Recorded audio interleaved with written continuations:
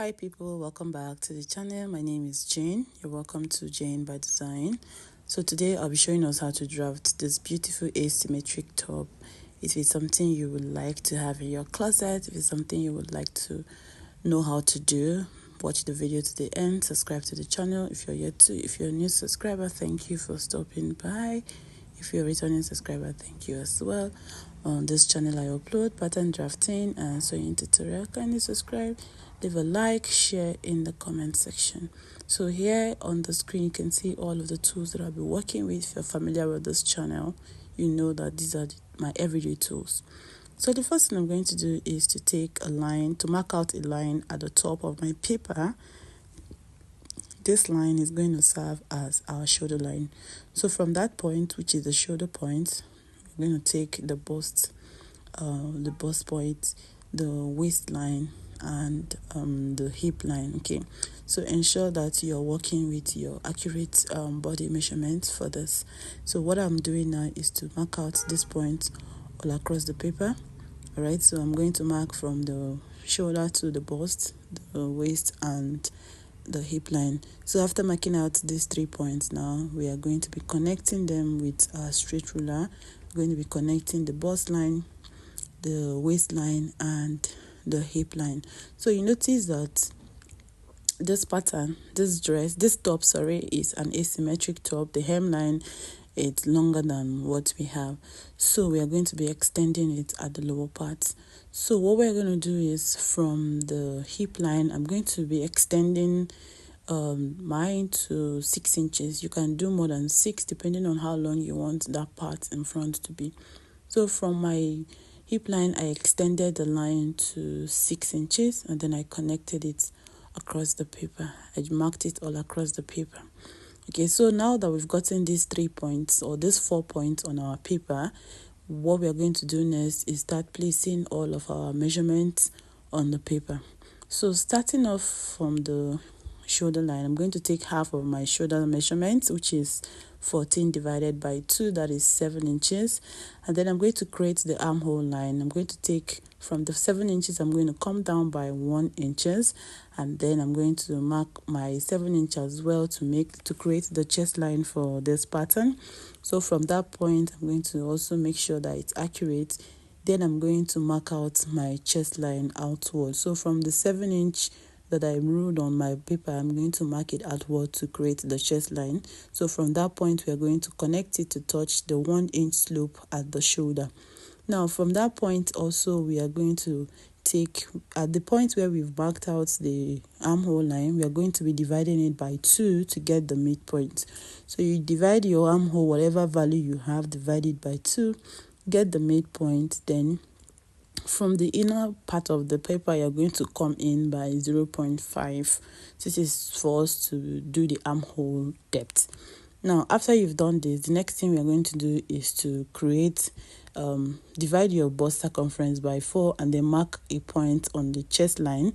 From there, you are going to be connecting from your shoulder slope to the 1/2 inch you came in on your armhole to touch the chest line that we've just marked our bust circumference on. So you can see how I'm doing it. It's very easy. If you've seen a video on how I drafted the basic bodice pattern, it's the same technique. So after we've gotten the armhole, the next thing we go back to the shoulder line, and then we're going to get the neck width. So for the neck width, I'm going to be using 3 inches, and then I'm going to connect it to give us the shoulder slope.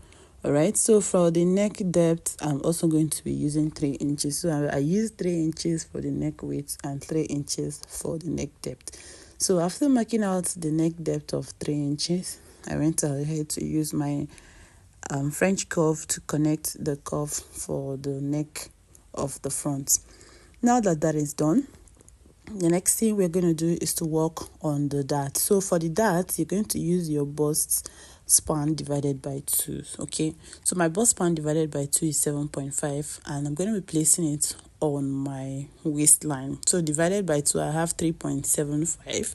So I'll mark a point at 3.75 on my waistline, my bust line, and also on my hip line as well. So you can see I have 3 points running on the chest line, on the bust line, the waistline, and the hip line, and then I'm going to be connecting these 3 points together with my street ruler. So after I've connected it, we are going to be opening up the dart by 0.5 inch on both sides. So we are going to be taking 1 inch dart on both sides of this pattern. So from the bust line, we are going to come down by 1.5, and from the hip line, we are going to go up by 2 inches. This is where the dart is going to stop when we connect the dart together. So right now what I'm doing is to connect the dart from the hip line to touch the waistline, and also from the waistline to touch the bust line as well. So now we are going to be taking the circumference for the waist. The bust line has already been created. So for the waist, I'm going to take my waist circumference divided by 4. My waist is 30 divided by 4, which is 7.5 plus the 1 inch dart on the waist. Coming down to the hip is 40 divided by 4, and I'm going to place a mark there. So the next thing is to connect these 3 points together to form the side seam of our body. So I'm connecting from my bust, from my waist, my chest line, to meet my waistline, and then from my waistline down to meet the hip line. All right, so right now this is the basic bodice from the shoulder to the hip line. So what I'm going to do is to open up my paper. Remember I said you don't cut your paper, you just ensure that you have a full paper because you're going to be opening it up. So I'm going to open up my paper, and I'm going to be transferring all of the markings we have on the right side to the left side to have a complete bodice of the front. So you can see what we have. We have a complete bodice for the front and the extension as well on the bodice. So we are going to now do the extension, the modification for the asymmetric hemline of this top. So from the part where we have our dart legs on the hip line, we are going to extend that line down to the 6-inch extension that we have on our paper already. Remember, we extended the paper by 6 inches from the hip line. So we've extended one side of the paper, all right, the dart leg down to the 6 inches. Then just pay attention what I'm doing. So from my hip line, I'm going to draw a straight line to meet up with that straight line extension we have on one part of this body. So this is going to be the part where we are going to have the slits running at the side. So now you have done this extension from the hip to the dart leg of the pattern. I'm going to just go ahead and cut out. So I'm just going to cut out all of this. Just watch carefully. If you are a beginner, I would advise that you watch. I'm not going to skip this part. So just watch carefully the way that I'm cutting my pattern. I'm just going to cut out the shape of the pattern all the way to the side, to the shoulder, and to the hemline of this dress, of this top, So after cutting, this is what we have. We have gotten the shape that we need. So guys, this is what it should look like. Now on the part where we have the opening at the side of this top, I'm going to go up by 3 inches from the hip line. You can see from that point where we have that asymmetric line, we are going to go up by 3 inches. This is so that we can open that up a little for the slits we have on that side of our top. So I went up by 3 inches from my hip line, and this is what it looks like. Now onto the side where we have the princess seam that will look like a princess seam. You come down from your bust line by 1 inch, and then you're going to be connecting it to touch the dart legs that we have on this pattern. So just watch the way I'm reconnecting back to touch my dart. So you came down by 1 inch from my bust line, and then I reconnected it back to touch the dart. So you can see we have a princess seam working at that side. So the next thing we are going to do is to do the asymmetric neckline. So from my neckline I came down by 2 inches. From the midpoint of my neckline I came down by 2 inches, and then from the side where we are going to be having the yoke, I came down from the shoulder line by 4 inches. Okay, so I'm going to mark 4 inches from my shoulder line. Then I'm going to be connecting that point to touch the midpoint of my neckline, and then I'm going to be creating that asymmetric neckline design that is on this top. Okay, so yeah, that is it, guys. So just watch carefully, beginners, watch carefully, and just follow the video accordingly. So I'm connecting it with my ruler. If you can do this with your ruler, it's fine, your curve ruler. If you can do this with your free hand, you can see me switching back to use my free hand, just to make sure that I get the perfect curve on that neckline. Okay, so now that I've gotten my perfect curve on the neckline, I'm going to use my marker to trace it out so it's much more visible. So now that that is done, remember that I added dots on this pattern when I was drafting it. So I'm going to take out the other side of the dot. I really do not need that side to have a dot, because I don't want this this top to have a dot line on it.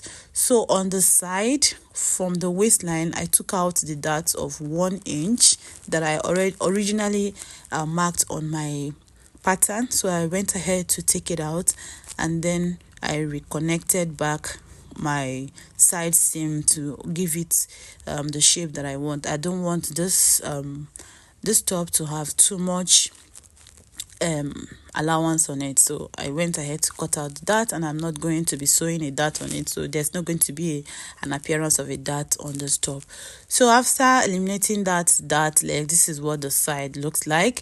So now I'm going to also cut out the other side, that's the princess dart side of this pattern. So you can see the way that I'm cutting it out. Ensure that you cut out your dart. This is the only side where we are going to be having a seam running at the front of this top. Okay, so we are going ahead to cut out the dart that is on this part of the top, and then after cutting it out, we are also going to cut out the neckline as well. You can see after cutting out, this is what the side looks like. So yes, we are going to be cutting the neckline as well. So for the neckline, for the yoke, we need to mark out the point where the yoke is going to stop at the neckline. So from the armhole line, I came in by 2.5 inches, and then I'm going to connect with a straight line for the yoke of this front. So after connecting, we are going to continue with cutting out the neckline of this pattern. Okay, so I'll go ahead and cut it out, and I'll also cut out the yoke as well. After cutting it out, we are going to also label it so you know that this is the yoke of this pattern when we are about to stitch it up. All right, so here is what we have. The next thing to do is to work on the slash and spread. Already you see on the thumbnail that this top has a gathering on the front. On the front panel we have a gathering, and for us to get that, we need to slash open this front pattern so that we can have volume. You can have enough volume to be able to gather up at that side. So what I'm doing right now is marking out slash lines on my paper. So I'm going to go ahead and keep and slash open all these lines that I've marked on my paper. Ensure that when you're slashing, you are not slashing all the way to the end of the paper, otherwise you might lose some parts. Okay, so ensure that when you slash, like I said, ensure that you don't slash all the way to the end of the paper. So that's what I'm doing right now. I'm slashing all of the lines that I marked on this front panel.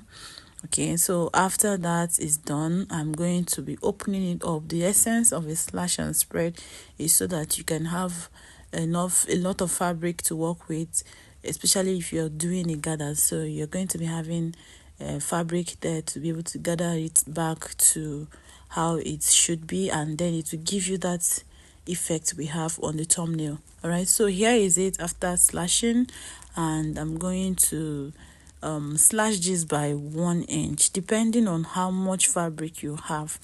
So for the fabric that I'm using, I'm not going to slash more than 1 inch, but you can slash more than 1 inch if you want.